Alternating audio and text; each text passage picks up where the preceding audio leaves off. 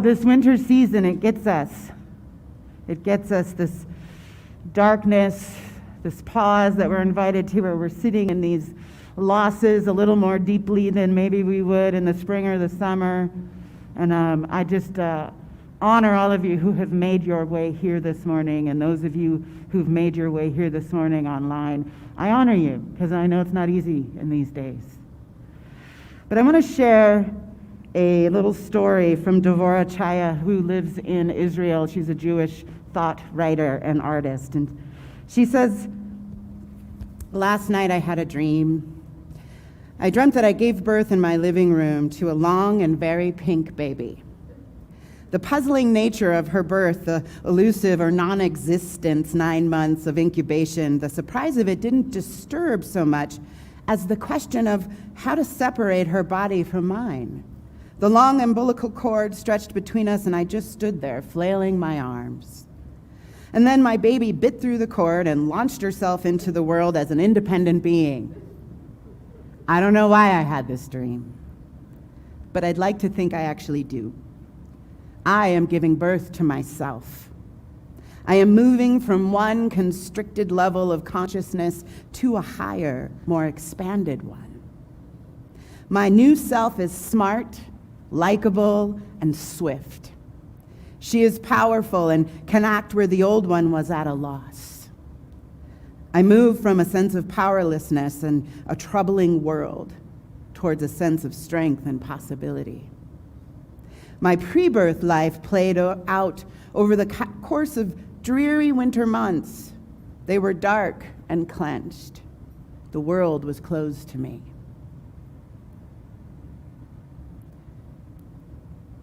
This is sort of a part one of the winter part of this story, except you have to wait until the spring equinox for part two. And I was thinking about that a lot, like how huge that feels in this season, as you know, solstice is happening this week, and the shortest day of the year isn't even upon us yet. And yet we have months ahead of us to wait for the return of the long days. We have months ahead of us before those blossoms and those little green babies are going to poke through the soil. We have months of grief ahead of us as we navigate the losses, the letting go of what once was. And it feels like a huge ask. It feels like a huge ask for winter to last this long. And yet it's this thing that we do every year.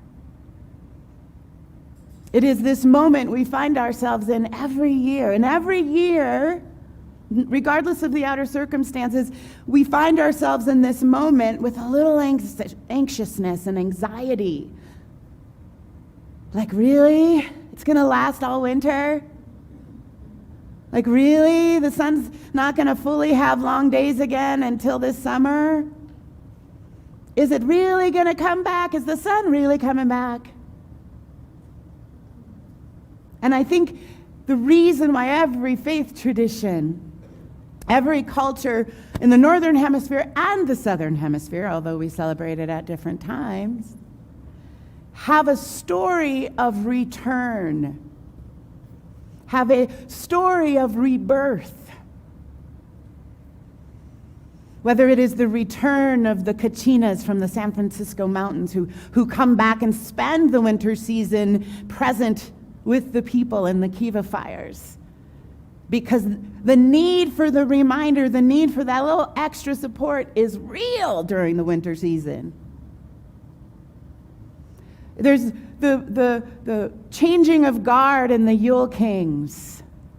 The winter king comes back on this solstice. But it's on purpose. Because that anxiety and that anxiousness and that doubt, that dance we do with loss of faith in these dark moments needs a little extra support.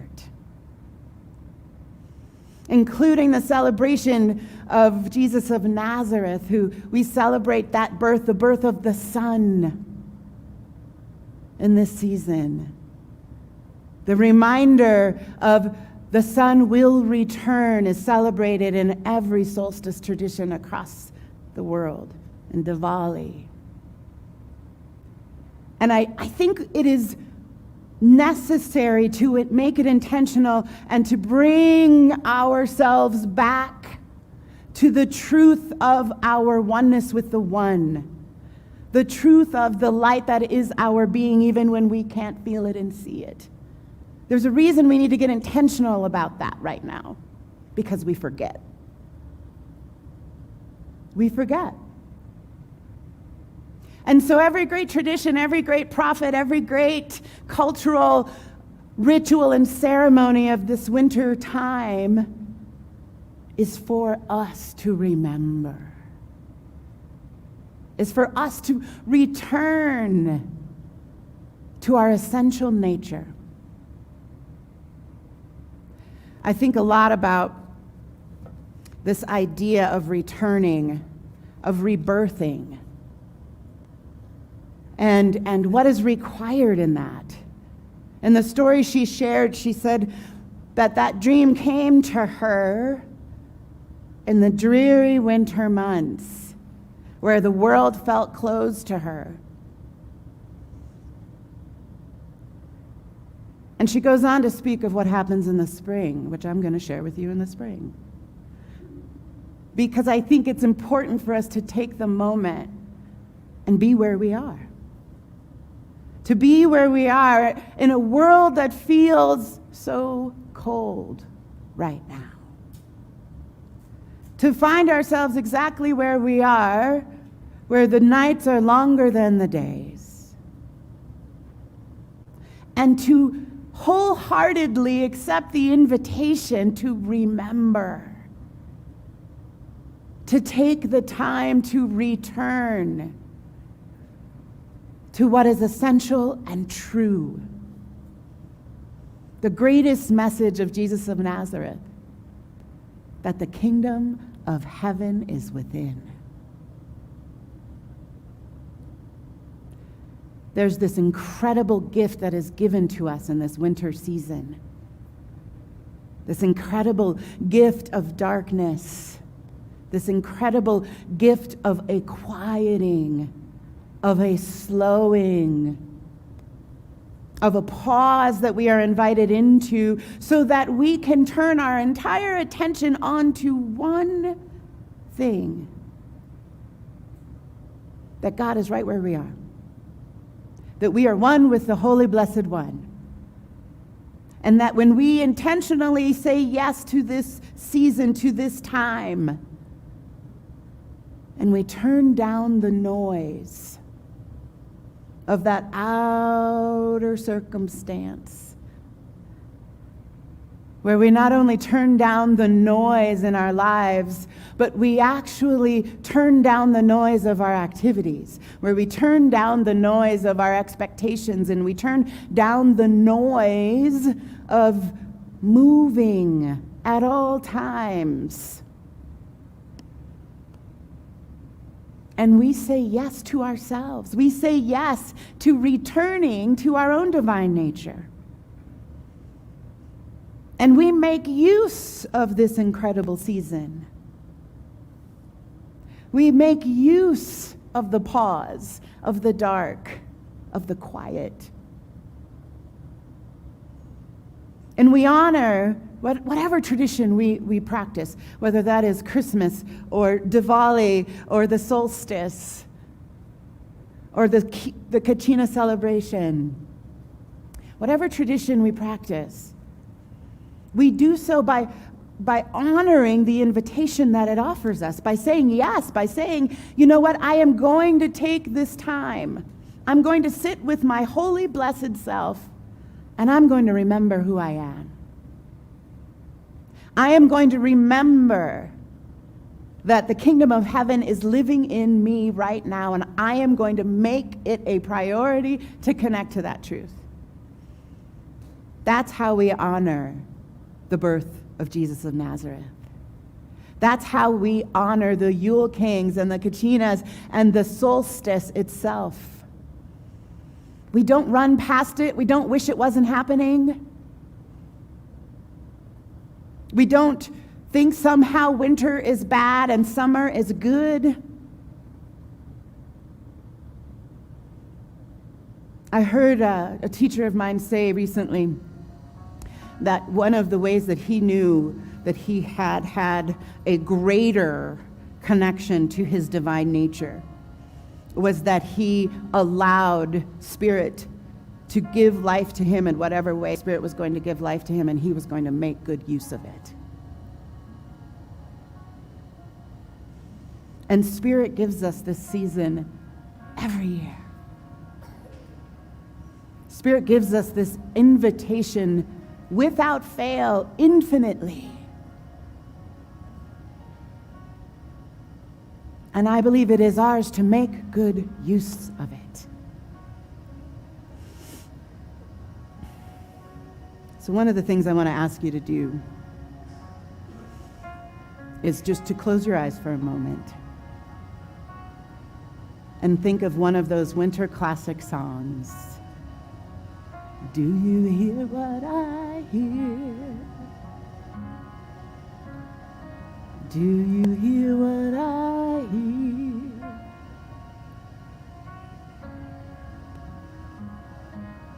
And can you turn down the noise in your own minds?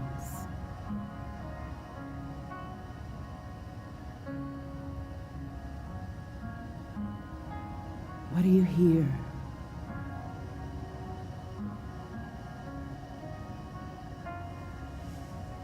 Can you feel the peace that resides there? The peace that is promised in this season.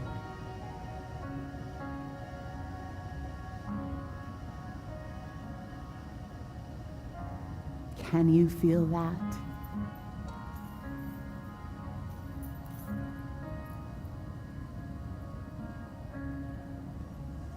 And maybe the noise in your own mind is really loud. So I give you another invitation. This time we are going to take to lean in to that essential nature, and whatever noise is in your head, whatever thoughts feel like they will not leave you alone, they are an invitation too. They are saying, I am the barrier to your peace. I am the barrier to your hope. I am the barrier to your faith and to your joy, and you must attend to me.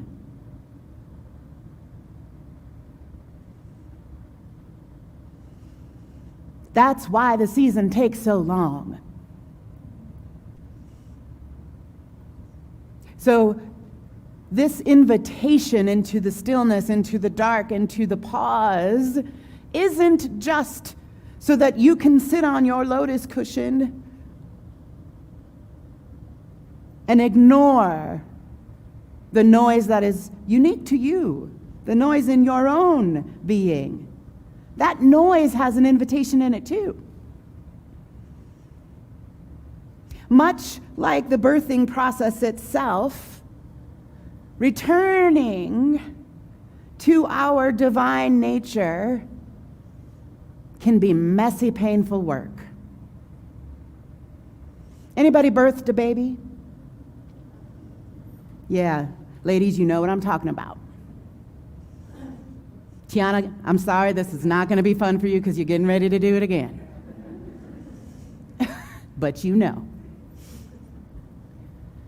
One of the things that happens in the birthing process, first of all, is it takes a really long time to grow a baby.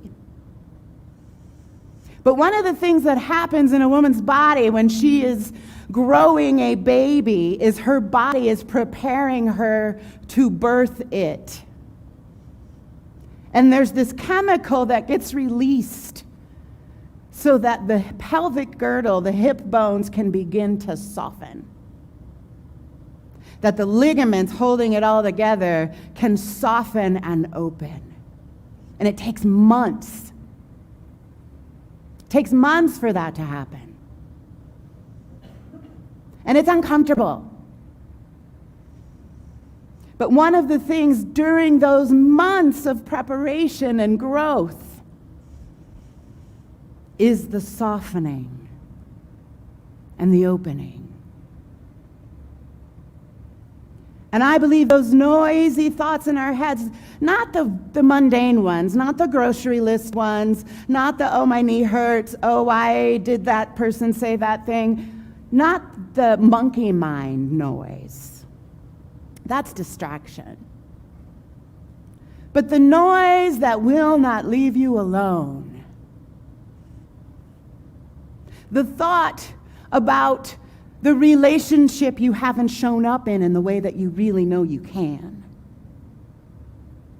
The thought about whatever you have left unattended in yourself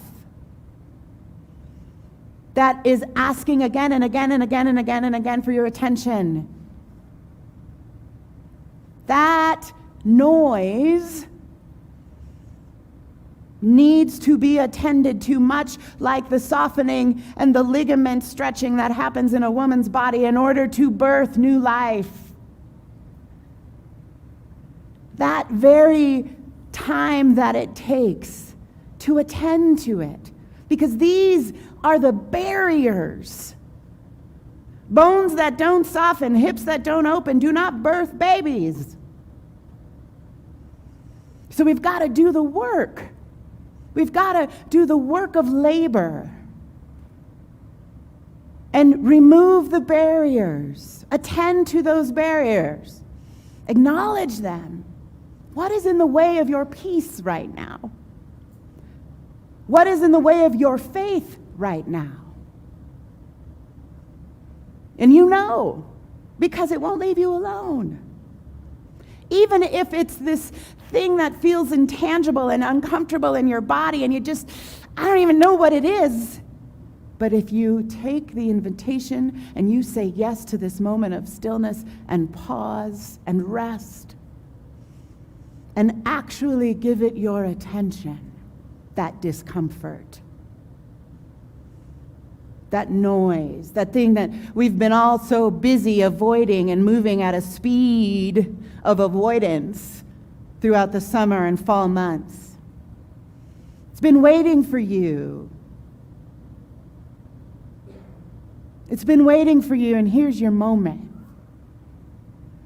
Here's your moment to say, you know what? I deserve the time it takes, the quiet it takes, the rest it takes to attend to the barriers to my peace, to my joy. Because my divine essential nature that I owe to life, that I get to bring back to life itself, deserves the attention required so that I can bring that back, so that I can offer my wholeness, my unique and authentic divine expression as the one to life itself. And whatever is in the way of that deserves my attention,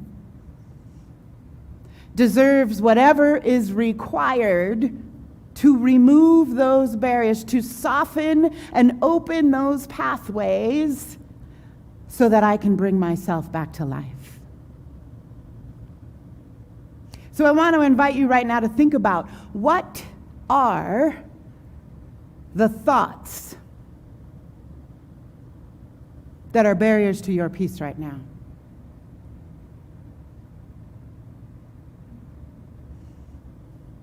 You get to let those thoughts go, attend to those thoughts, and remove them so you can bring yourself back to life.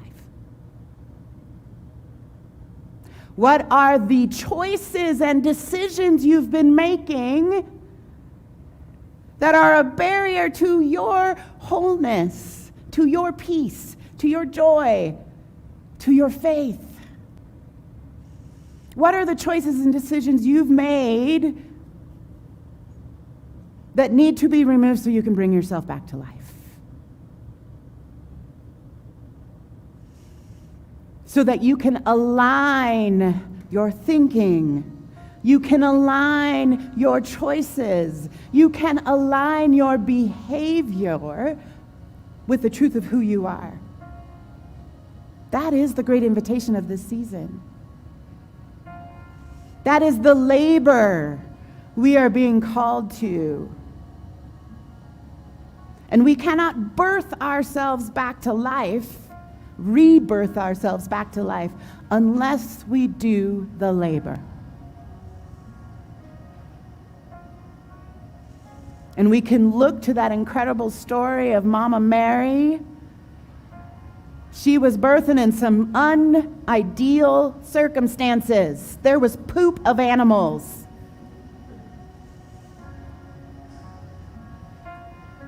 And she birthed anyway. She brought back to life the greatest fundamental spiritual principle from around the world, the greatest perennial wisdom we have from every faith tradition ever, that we are not separate from the one. That is the invitation of this season. That is the invitation of this holiday. And when we choose to accept it, we are gifted. We are gifted with the greatest gift we can possibly be gifted with: ourselves. Our divine, gorgeous, beloved self.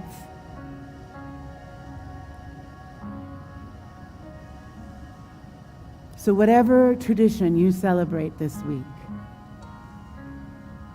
my invitation to you is to say yes to the messy, painful, beautiful labor of rebirthing yourself back to life.